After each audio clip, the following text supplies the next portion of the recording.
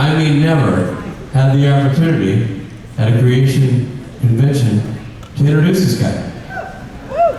Nor, I don't remember the last time you played bass for an intro song, so a lot of firsts here tonight. This is exciting.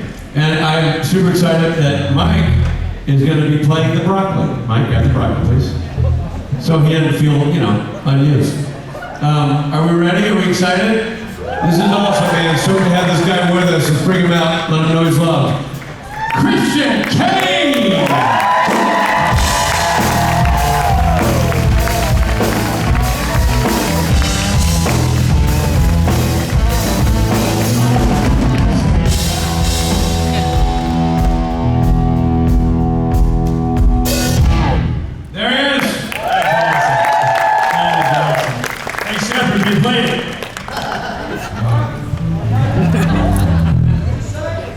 They played it.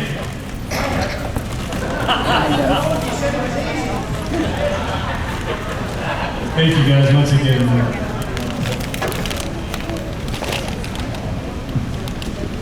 Hello.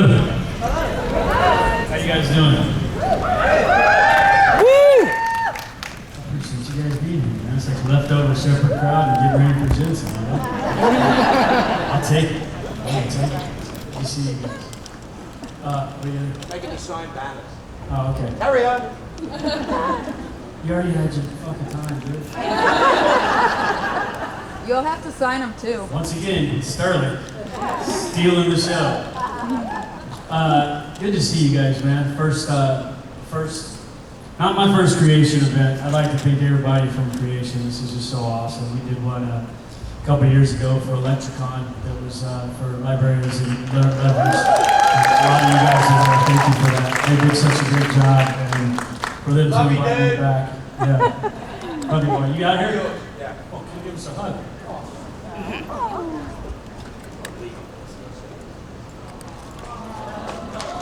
My favorite people!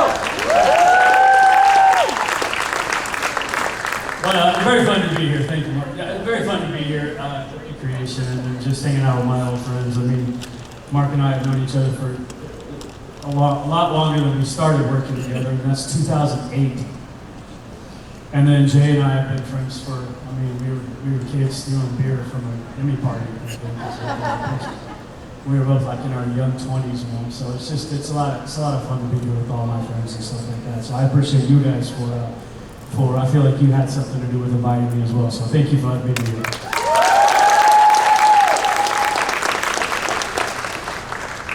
This is my first one, so I don't really know how things work. Do you have any questions and stuff? We're starting over here. Fantastic. Thank you for joining us here in Toronto. I was just hoping that you would tell us about how you got asked to be on the show and just your entire shooting experience when you got to film. That's a dangerous little question. Look, man. Look, I'll tell you what it was. Jensen gave me a call. He gave me a call and said, "Hey, you want to come in and do this?" And I said, "I have to be really careful because I'm so fortunate because I got to work with my friends." But I said, "How's the money?" He goes, "It's shit." And I said, "Do I die?" And he goes, "Yep." I go, "Do you kill me?" He goes, "Yep." And for a long time, I was like, I'm not gonna go do the show because all you're doing is taking Elliot Spencer and having the two brothers beat him up to see who's the baddest guy on TV. Jensen said, it's 15 seats and all that kind of stuff. And I said, let's do it, man. He goes, first of all, it's me and you. It's a bar fight. You used to fight for my dad, and we get to sing Hank Williams Jr. And I said, where do I sign? And we showed up, and Jensen's always so professional. We went and had lunch, and then I was telling Jay about the story. So it's the same thing. And those guys work hard. They work really, really hard. I mean, Elliot Spencer, I did all my own shit. I choreographed the fights. I did the, I dare you to slow something down and see if it's a picture of me because you can't find it. It's a little bit different because I'm expendable. Jensen's not. David Boreanaz is not. Sometimes people stand in for him. You know, they have to because they can't afford to get hurt. You just physically can't financially or physically afford for those guys to get hurt. I got stitched up all the time and just put it into the character. Jensen never left the set. We did all our own stuff. That fight was us. If he's coming up here after me, I think ask him about the pool cue. It was very painful. But he never left the set, and I was really proud of both of us because we, you know, when you see us in there, that's us doing that stuff. He threw me around. We were throwing punches, you know, and he never left the set, and that made me feel really comfortable because that's where I felt most comfortable doing stuff. And I trusted him because he's good at what he does, and so it was a very, very fun time for me. Me and Boreanaz used to joke around on Angel saying, "What do we do? For 5 seasons, we went to work and tried to kill our best friend." And when you're an actor and you get to go to work to try to kill one of your best friends, it's a good day. Thank you. Thank you. Hello. So my question is similar. Of course, it's about the episode, but it's about the song when you and Jensen get up to sing. So was that always the song you were going to sing, like right from the beginning when Jensen pitched it to you, was like, hey, and there'll be a song, we'll get up and sing it? Or did that sort of evolve as the show played? Well, it was in the script, and I said, I don't know how they're going to pay for this. And then I remembered it's Supernatural, they got more money than got, you know, so I was like, all right. So they got the song. And the coolest thing about your story or your question is that we got to go in,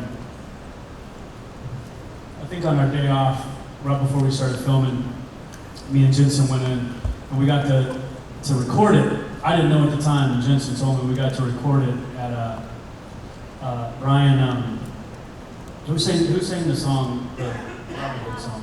Brian Adams. We got to sing it in Brian Adams' personal studio, so that was kind of a cool thing to be there for me. And you know, I hadn't sang in a while, and I remember the compliment from Jensen as I went in the booth and I walked out and he goes, "You still got it." I felt pretty good about myself. Yeah, thank you. Yes. Hi, so my question is, what is the best advice that you've ever received? And if you followed that advice, what happened? I'm gonna take the question in a different light. A lot, some people, if you've listened to me before, instead of advice, I think it's 2 of the quotes that I live by. And one of them is Woody Allen, so don't be mad at me. He said 90% of life is showing up. And that's a true story. You know what I mean? Because if I wouldn't have been in the places I was going to be at, being an actor is hard enough anyway. To be able to work as an actor is literally winning the lottery. And I won it like 3 times. And it was because I was there. I put myself in a position to win. And that's 90% of life is showing up for me. There's so many times where I didn't want to get off the couch, or I thought, you know what, maybe I won't do this, or maybe I won't do that. I mean, I almost lost leverage because I was an idiot. And that changed my life. I mean, I've done 3, 4, if you count them, there are 5 shows now, but really 3 shows with my boss, Dean Devlin, who never would have known who I was if I didn't play Elder Spencer. So 90% of life is showing up. My other one that I live by is you learn to fight by fighting. And that's Bruce Lee. You can't read it in a book. You can't watch it on TV. You have to do it. You learn to cook by cooking. You learn to dance by dancing. You learn to fight by fighting. And if you put yourself in a situation and make yourself learn to do something, you'll get it. Yeah. Thank you so much. Thank you. Good to see you. See you in LA.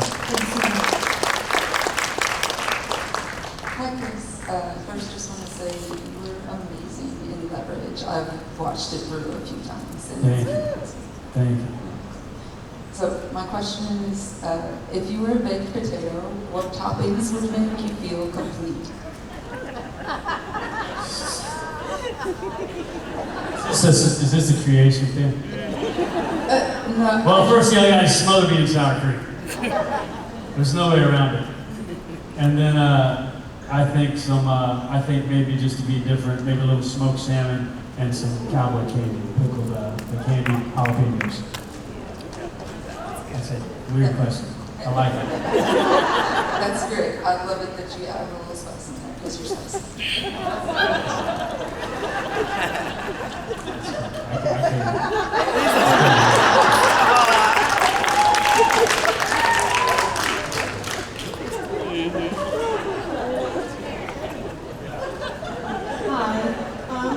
the way to the concert last night, our car broke down and we missed it.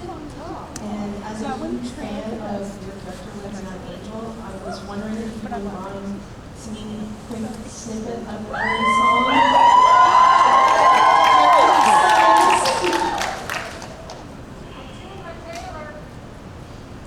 It's out of tune. Oh, you did? That's what you said last time. I can't remember really how to play it. I didn't. Okay, what's the first line? Oh, I know what it is. I got it.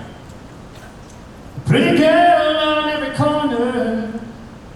Sunshine turns the sky to gold. One more, it's always warm here. And I can't take the cold. Streets filled with diamonds. And everyone is listening. The whole world shines so brightly. But I can't feel a thing.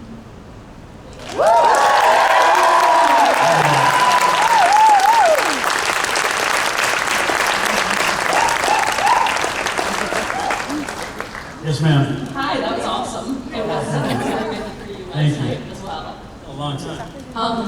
I just had a question about you doing all of your fight sequences, especially on Leverage, and how, like, they let you do that. Normally they don't let the main actors do all their fight scenes. And how you got that through and how you worked it out. I don't know the answer to that question. I'm still surprised that they let me do it as well. I went to the hospital 4 or 5 times on that show. Broken ribs, stitches. I turned into applied that magic box. Damn, that magic box. I turned right into it. Split my forehead wide open, went all the way through the muscle.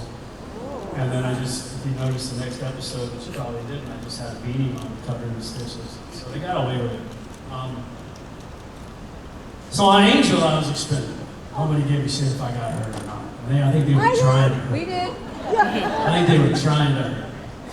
So I did a lot of stuff with Boreanaz, but then I'd also do with Mike Massa, who was his stunt double, and Mike Massa was a stunt coordinator, and they just didn't care if I got hurt. They were trying to kill me anyway. Leverage, I still don't know. I don't know how I did as much as Leverage is not what blows me away, because there's 5 people on that show. If I get hurt, they just write me down, or maybe even out of the episode. I don't know how insurance covered it. Librarian's not that much stuff. I don't know how they let me do it on Almost Paradise. Because if I got hurt, if I blow a knee, it's over. So that was a little bit different. I don't think my boss knew exactly how much stuff I was doing. I did have a guy out there that was doing some stuff for me, if I had to jump off a train or something like that, but it wasn't because I didn't want to do it or because I wasn't going to do it. It was just because I had to be at 3 different places at different times because I was in every scene. So that's when those things came in. But that's a really good question, and you'd have to ask Dean Devlin that. I'm not sure how I got away with that for as long as I did. There's one thing about fighting, because that's just fighting, and I was a choreographer of most of it. But when I'm jumping off a car and hitting the concrete and stuff, I don't know how they let me do that.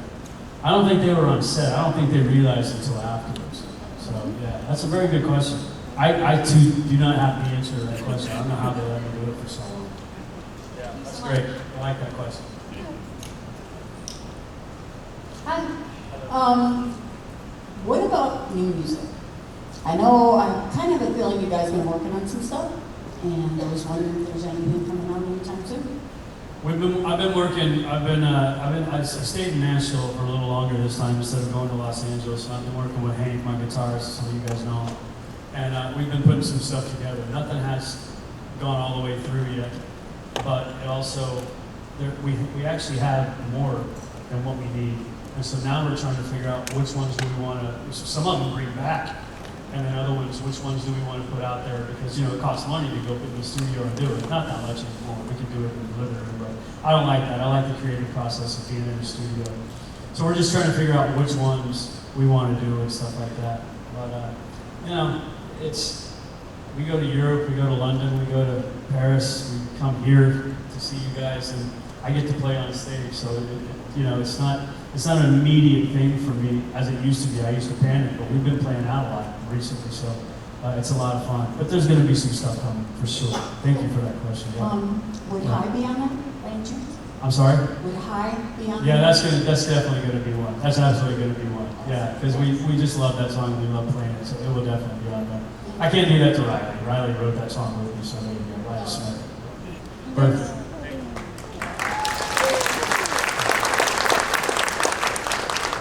Hi, Christian. Yay, Secondhand Lions. I loved that movie. And you brought us so much entertainment, and it's just amazing. But my question is about the concert last night. Your first song, I almost fell off my seat, was David Gray. Nobody covers him. I've never heard anybody cover him or sing a song of his in anywhere. What made you choose that song? And I love you. Oh, it's a great question. And I'll tell you right now, is that I just got tired of singing.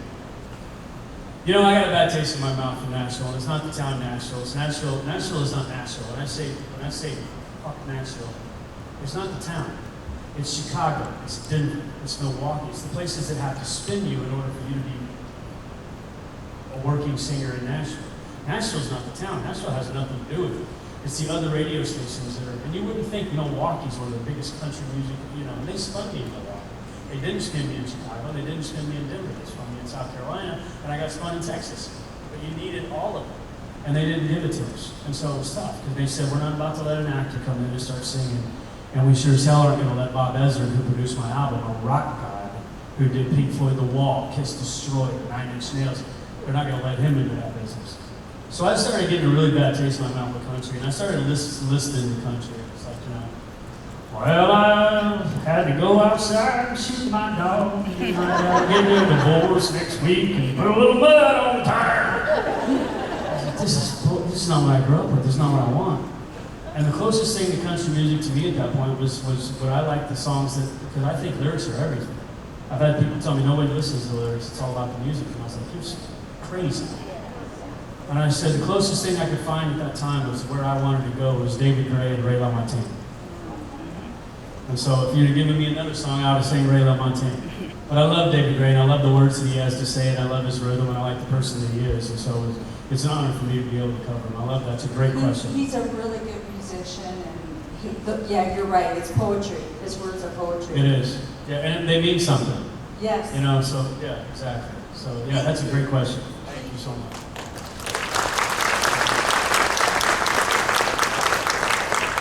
Yes. So I'm an aspiring stunt actress. So my question for you is, what's your favourite stunt you've ever done? What's the what? I'm sorry? Favourite stunt you've ever done? Most famous stunt? Yeah. Something you guys will never see. I did a show a long time ago for Eric Spun called Rescue 77. I've seen that. Yeah. Well, it was me and Richard Roundtree, the late Richard Roundtree, who was also my golf partner, Shaft, the original Shaft. He was so cool, and it was so great. And I was a road paramedic. I didn't play by the rules. And they did a stunt where this kid was on a flagpole, and they put a ladder up, and I was tethered in, but it was running with me. And I ran up the whole ladder and jumped and grabbed the kid who was also tied, and then we just dangled, and then we went down. But I had to catch him, or it could have been bad. So I ran up the ladder with my feet, not just crawled up, I ran up the ladder, jumped off the ladder and grabbed the kid. But a lot of you guys will never see it because that show's, it's too expensive to show now. It was Ernest Gone, so it was funny because he used a lot of the music on that show were people that were just starting out, like the Verve, that are now world famous, and the songs are too expensive to play on TV. But I think that one, and then I think the most dangerous, you said, right? Favorite dangerous, yeah, as well. Dangerous, that's probably the most dangerous. The most famous one has got to be the gun slide in Leathers. It was really funny. Thank you so much. I came up with that idea in a dream. I shot a refrigerator thing and it blew out all this gas, and I slid and shot the guy. There was only one guy, and I told Dean about it. Dean wrote it, and Dean flew in. And I only get like 30 minutes, sometimes an hour and a half to shoot a fight where I'm fighting 5 guys. And this one, he stayed there for 2 days, just me and him in a warehouse, and we filmed it. And it was really cool because it was a collaboration of me and Dean. It was my idea, and the turn and do all that kind of stuff, and the slide. And I was really worried about it because I was like, I don't know if I'm going to do this, or be able to do this. And they put these little bitty silicone balls down to help me slide.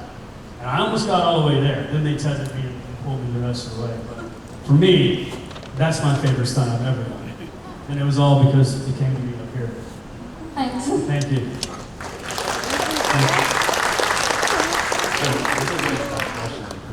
But I wanted to thank you. During COVID, my older kids were at that time where they didn't want to hang out with their dad anymore. So we started watching TV shows when they didn't have to go to school and I had to go to work. And Leverage was one of them. So I just want to say thanks for letting my kids hang out with their old dad a little longer. Man, that's awesome. You know, it's one of the best things to hear in my life. Man. I've got a very good friend of mine who's an older gentleman in Florida. We've become very good friends through St. Jude. And it was the same thing with him. His daughter was going to college, so they spent that year in binge watch Leverage and invent the world to him. Yeah. And those stories always mean the most to me. Thank you, sir. I appreciate it. So my question is, thinking back to all the roles you've played, like all the way back to like Flyboy and Billy Ryan and all of those, what's been your favorite to play? Did you say Billy Ryan? Billy Ryan. Shot right here. Well, I wish I had a better answer for you. I think it's just always going to be Elliot Spencer. It just is. But Elliot proved to us we could trust a man who had first and last name were both first names. I'm sorry, what? Elliot Spencer proved to us that we could trust a man whose first and last name were both first names. Well, Elliot Spencer, yeah, I guess so. Yeah. Well, I mean, the thing is, you know, I'm a big Kurt Russell fan, a big Trouble in Little China fan. And, you know, I based the character off of Mr. T. And I was just walking around with a furrowed brow, mad at the world, and then the comedy started coming in, and I really started, you know, channeling Kurt Russell. And so it's this weird collaboration that Dean, John Rogers, and I came up with this character. And it was just so much fun. It was so much fun to be angry and mad at the world, and especially at Hardison. And then you know, still get to have a heart, still be doing a good fight. I don't know if it was my character or all of them. I mean, it's always fun to play the Robin Hoodlums. You know, it's like we got to be the bad guys. If you're an actor, you want to play the bad guy. The good guys suck. I mean, they're just easy to play. Bad guys are hard to play. They're the most fun. We got to be good guys and bad guys. And so that's why I think that's one of my favorite characters. And I do have a really, really soft spot in my heart for Alex Walker from Almost Paradise, just because I didn't even have to go to work. I mean, I was just playing me. You know, I was just saying the great lines that they read me, but that was the first time that I was just playing me, and I was like, you know, I learned a lot from Noah Wiley on The Librarians, and he kind of taught me it was okay to make fun of myself. I never would have done that with Elliot Spencer, and still won't to this day. But when I got to play Alex Walker, I took a lot from Noah, and I said, it's okay to make fun of yourself. It's okay to let people laugh at you, not what you've done, but at you. And so those two guys are pretty near and dear to my life. Thank you for that question. Hello, thank you for being here. We love you very much. My question is actually about Leverage Redemption. If Sterling were to reappear, would Elliot even for a split second consider accepting a coffee from him? No. No coffee, but yeah, but I mean, there's, listen, you know, I work for an unbelievable gentleman named Dean Devlin, who's been so kind to me, and so kind to all of us. The best thing about working with my boss is that nothing is ever dead. You know, so I'm going to see him next weekend. We go to Comic-Con in San Diego, and we've got some stuff to talk about, which is really cool. And with Mark Shepard, Sterling is never out of the picture. And so, you know, you never know. I mean, I don't know if Leverage will come back. I don't know what capacity. We've got some ideas. Thank you.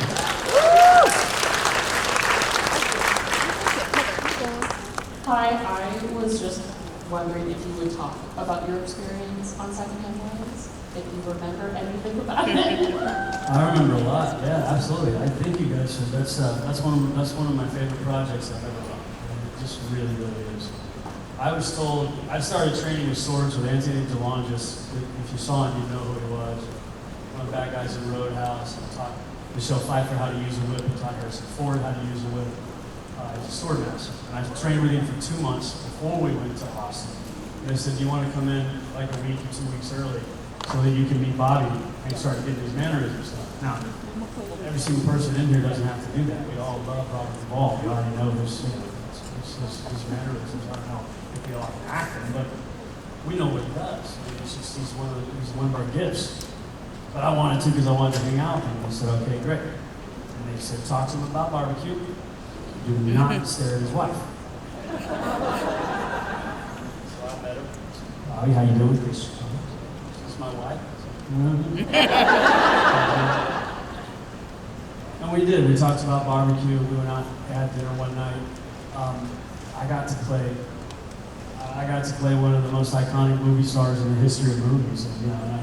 And I got, I don't talk a lot, but if you would, I'd be something, well, come around there. And we went to the premiere. So we filmed the movie. They filmed their part of the movie, hung out with Michael Kane, Robert Duvall just for a second. They filmed their part of the movie, they were gone. Then we do a couple of things. They shipped us off to Florida on the beach in Panama City, and we're doing our stuff. Then we go to the premiere, and at the end, I walk up, and I'm with my buddy Ross, and I go, hey, I'm going to try to say hi to Bobby. And I said, hey, Bobby, how you doing? I had to wait for a long time. He was talking to Paul, I hate that I forgot his last name, Paul, the principal in the Breakfast Club. And they're very good friends, and they were having a conversation, and finally I got up, and I walked over, and I was like, excuse me, Bobby, Christian Kane. And he grabbed me by my hand and picked me up. I was like, well, you fucking finished his sentence. And he put me down, and I walked over to my friend Ross, and I said, keep everything. I don't need an Emmy, I don't need an Academy Award, I don't need a Grammy. I go, that's the best award I'll ever have. You can put that right there on my tombstone that he played Robert Duvall. Because Robert was proud that I played it. And the casting director later said she sat right next to him, and every time I was fighting, he was in his chair going like this. And to me, that's the best award I'll ever receive. So that's a really good question. Thank you.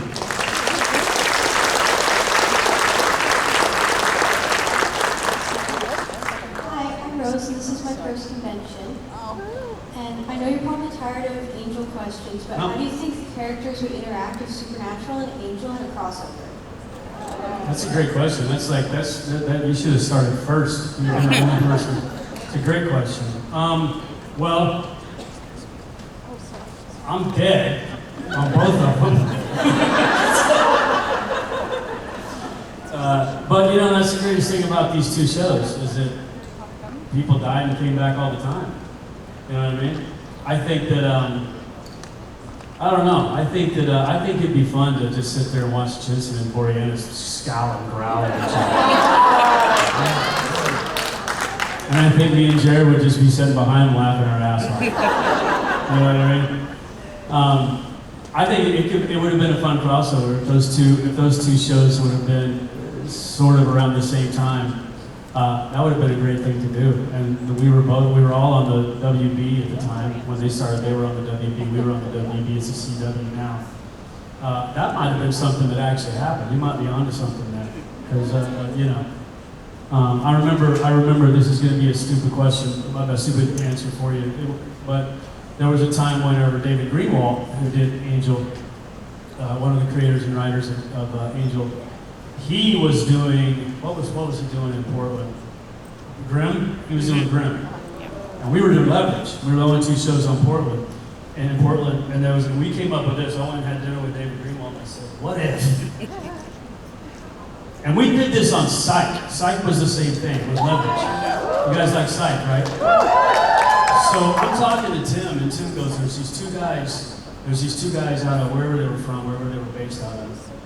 And he said this and that, and if we got into trouble, we could probably call him. One of them was doing it. It was talking about the guys on Psych, on Leverage.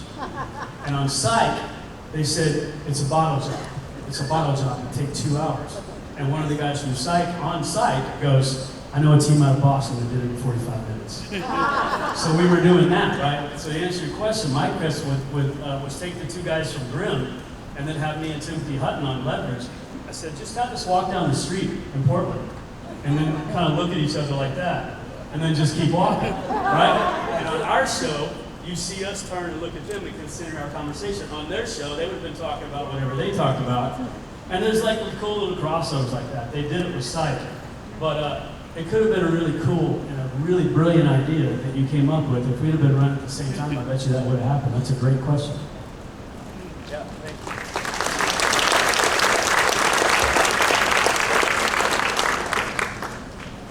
Hi, Christian. My name is Shanda.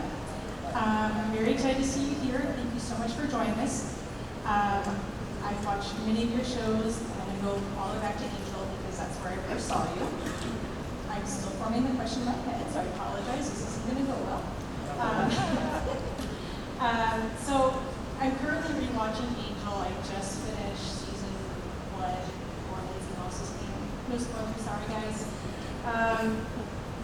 Do you have any stories you could share about your time on Angel? Anything you regale us with one of your fascinating stories about being on Angel?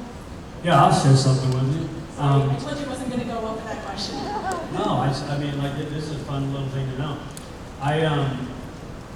So, as long as some of you people know, me and David Boreanaz, are the only 2 actors that were in the first episode and the last episode. We're the only 2 that started it and finished it. And you're like, that can't be possible. Well, if you do the math, Charisma left, our buddy actually passed. Lauren was not on it. Alexis did us off. Amy, she wasn't on it. So we started it, we finished it. And the greatest thing about that was that I wasn't a series regular, I was just reoccurring. They tried to kill me 5 times. And I had a really great manager at the time, and Josh would call and say, hey, look, we're gonna, we'd like for him to come back for an episode. She's like, are you gonna kill him? She's like, yeah. I'm not doing it. And so I would either be on the episode, Thomas Burr got shot, it was supposed to be me, he got shot, the blood went all over. Stephanie Romanoff, who played Lila, she got killed. That was supposed to be my death scene. I think Daniel Day Kim was on there for a while when I wasn't on. He got the axe because it was supposed to be my scene, but they had let me go because I brought him on so they could kill somebody. So I was supposed to die like season 1 or season 2, and I actually made it all the way through. And we were in the scene with me, David, and James Marster, Spike. I'm getting my heart cut out. I'm in hell. So every morning I wake up, kiss my beautiful wife, and then go down to the basement and the demon cuts my heart out. And I wake up and do it all over. We were in that basement with all those hearts on the floor. Just a disgusting place. When they came in and canceled it, and I walked out with Josh, and I said, you all right? He goes, yeah. What are you going to do? He goes, I'm going to fucking kill you. I always thought that I would be at the end of that thing with everybody else. I think I deserved to be there. And the years went by, and after Andy Howard, who played Lauren, passed in such a bad way, I started becoming really proud that he was the one that killed me, instead of being there for that final fight. So it was a lot of ups and downs emotionally for me, but I made it. Thank you. Thank you so much. Thank you. Hi. I had a hard time coming up with a question because I love so many characters, especially Jacob. Thank you. But my question came down to you and Jensen sounded beautiful together on that song you did on Supernatural. Have you ever talked about doing an album? We've never talked about doing an album, but there was a couple times when Jay flew out there, when I was playing with Dante's in Portland, and he'd get up on stage and we'd sing. We've sang a lot. I mean, the thing is that you see us on screen, but there's been more drunk nights at his place than I can even count. And we're always singing something. We're always getting up and singing. And he used to do this song. It was a Pat Green song about something. I don't know what it was called. It was something to do with French wine. I don't know. And I used to make him sing that all the time. And then I started learning the song just from hearing him sing it. I would sing a little background vocals. We've always been singing. I mean, to answer your question, I don't think we've ever thought about doing an album. But I can't remember a time in the last 30 years that if we were together, we were singing something. Yeah. We love you to do it. Well, thank you so much. He's kind of busy. Talk to him. I mean, maybe not an album, but maybe if we did a song together, I think that'd be really cool. That's something that we need to do. Great idea. Good. You guys know anything about it?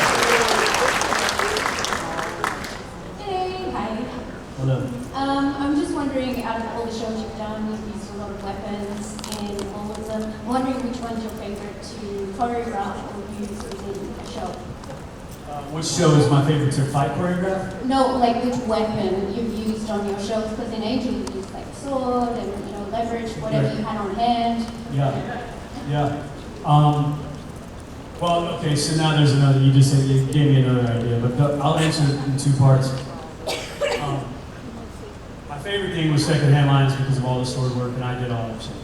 You know what I mean? And then when I came back, I had just got done filming that movie when I came back, and that's when Joss Whedon put the swords in my hands to fight Angel, because I had just done all the training, so that's why they gave me a sword, which is really cool. And I thought that was a nice little crossover for me, not as a character, but for me. But I think my honest answer to that question is the fact that, I mean, a lot of people know this if you actually look at the background of Elliot Spencer, but he's a mass murderer.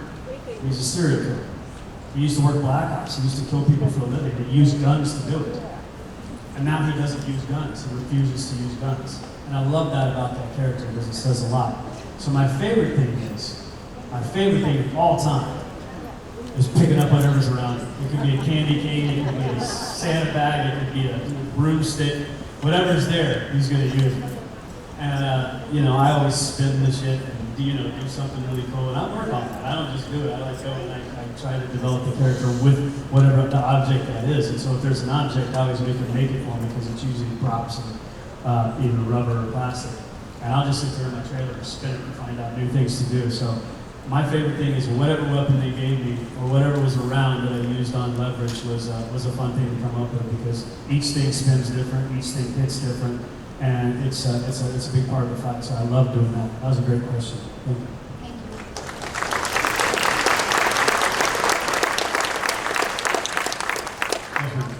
Hey Chris, my friend Amanda in the second row in front of you is too chicken to ask this. She wants to know if Jensen pulled any pranks on you when you guys were filming the episode in Supernatural. There's this one, right here. Oh, there you go. Yeah. No, he didn't do that. He didn't do that to me. I don't think it's because he's scared of me. I think it's literally because when I first got there, he was knee deep in the scene. I walked onto set, gave him a hug. He was already working. And Jared had flown home. It was just really me and Jensen in that whole episode. So we were every day. And so I think we were so concentrated on the work. I wouldn't put it past him, though. Maybe he did, and I didn't know about it. The biggest joke is that he brought me on his TV show just so he could beat me up. Isn't that enough? It's a great question. Perfect. Thanks, Chris. Well, that's your question. Great job. Yes, ma'am. Hi, my name is Ellen. So I was lucky enough to meet you when you came to ElectricCon, Yes, which was lovely. So I also got the chance to see James Marstor's Julie Benz and Juliet Landau recently. And James always complimented how transition from Buffy to Angel and whatnot. But I was wondering how much did he change the set at all when he came to Angel the last season, or did he make it better? Did he change the set vibe when he came? Yeah. Oh, 100%. I mean, it's Spike. I mean, you've got, if you want to just talk about the zero on that show, probably the most dangerous weapon that was ever on that show. And so, you got this and that, and I'm trying to kind of walk around it, when he was there and stuff like that because of my character, but I'm trying to manipulate him. And there was a scene where he was there and he stood up to me, and I stood up out of my chair and he pushed me back down, and I stood back and, I was in his face, and I was like, and I wanted to do that because I wanted to show that I was no longer Lindsay the lawyer with no hand. I was now the guy that, learned to fight for the devil. And he was okay with that. And I thought, that's a really good actor. A guy who's comfortable enough in his skin where he can be the baddest guy in the room and still allow me to play just a little bit of a part of a badass. Because I don't know if I've done that. And that's why whenever I took him over, of course he changed it, because he's a great actor as well. He's a fantastic actor. But then I brought him on Leverage. I called him and I said, there's a role, you want to come play? And he said yes. And so he came on Leverage and I was working with him. And they said, he's going to throw the dart. He's going to turn around. I want you to grab him and throw him up against the wall. And I said, I'm not going to do that. And they're like, what's scripted? I said, I'm not doing that. You guys don't understand is that it doesn't matter if he's playing a character and Elliot Spencer's standing here and we're doing this show, none of y'all are going to see anything but Lindsay and Spike. And I know I'm not about to manhandle Spike. He doesn't deserve it. He doesn't earn it. He gave me one. I'm not going to take it back from him. So that was pretty cool. Yeah. Thank you. Yeah.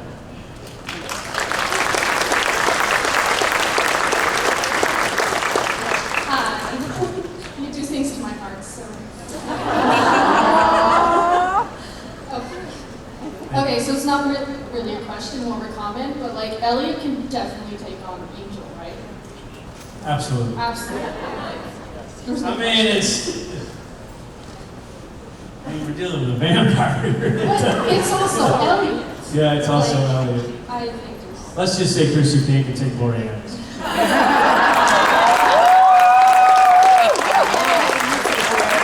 That won't be the same answer if you ask me. If you ask David, it will not be the same answer. Buffy? Am I going to get in trouble? A lot of Buffy fans out there? I'll say it for you, he definitely can. Thank you. I don't know, it's weird. I couldn't fight Buffy because it's Sarah. Sarah's such a sweetheart.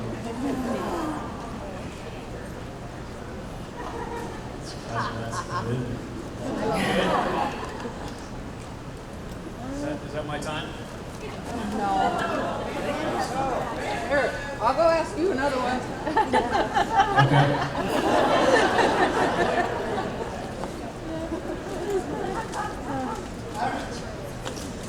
If you were a kitchen appliance,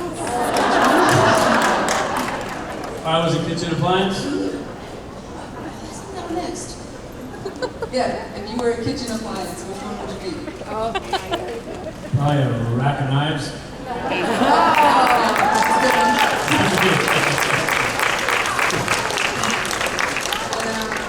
I'm your best friend in the kitchen, but I can catch it.